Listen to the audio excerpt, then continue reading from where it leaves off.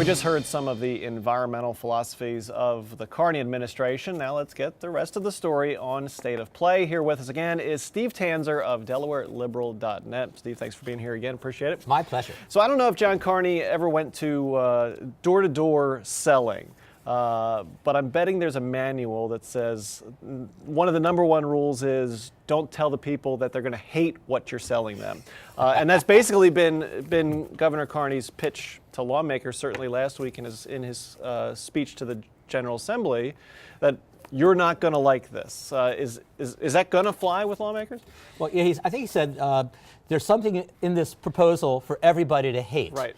I don't know that that's necessarily the reason why legislators are going to question this budget, but I think there's going to be a lot of questioning.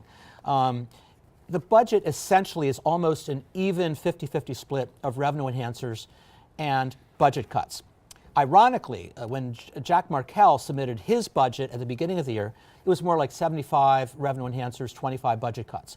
So this legislation would raise less revenue and would occasion greater budget cuts.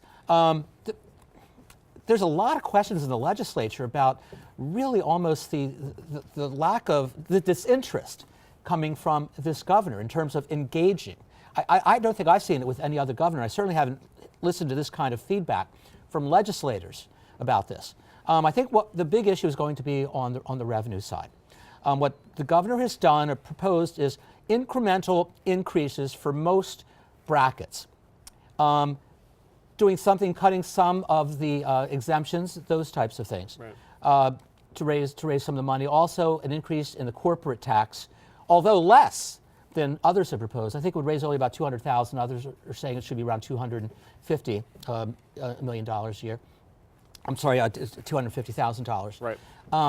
And a lot of cuts. I mean, we're talking $37 million in cuts to direct aid to education. It looks like a bean counter's budget to me, and by that what I mean is, when you say, I want you to cut 5% from your budget or 10% from your budget, there's no consideration given to, A, who has effectively been managing their money anyway, right. And B, what are the true priorities that we want as a state. I think you may well see finally, because again of sort of the vacuum, the power vacuum at the center of this administration, you may actually see a push for higher tax rates for the top earners in Delaware. There's legislation that's actually being considered this week, as we speak, that would create two new tax brackets, one at $125,000, one at $250,000. I believe that the $125,000 bracket would be 7.05%, and then the $250,000 bracket would be 7.8%. Keep in mind, going back to 1983, we had a tiered system. We actually had what most would call a progressive tax system, and the top rate was 11%. So this is hardly, an onerous imposition.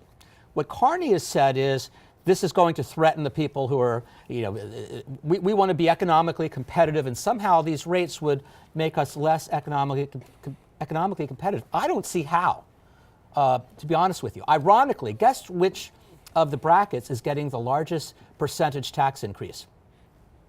How about 10,000 to 20,000, a 0.4%? Right. It's mostly 0.2 or 0.15 for the other brackets, but for some reason, 10 to 20,000 is getting a 0.4%. Now, maybe there's going to be some offset with deductions, but that doesn't seem fair to me. And so you think because of what you see as sort of kind of a lack of leadership from the governor, from what you're hearing from people in the General Assembly, that the General Assembly will have more of an impact on what the final budget looks like than a governor has in a long time? Yeah, I mean, Markell exerted quite a bit of pressure. I mean, he expected some kind of discipline from the legislators. But in Carney's case, what the feedback I'm getting is that there is a vacuum there, and someone's going to have to fill it, especially as Democrats. If you're looking for something that's a bit more equitable, then I do think there will be some changes to his proposal.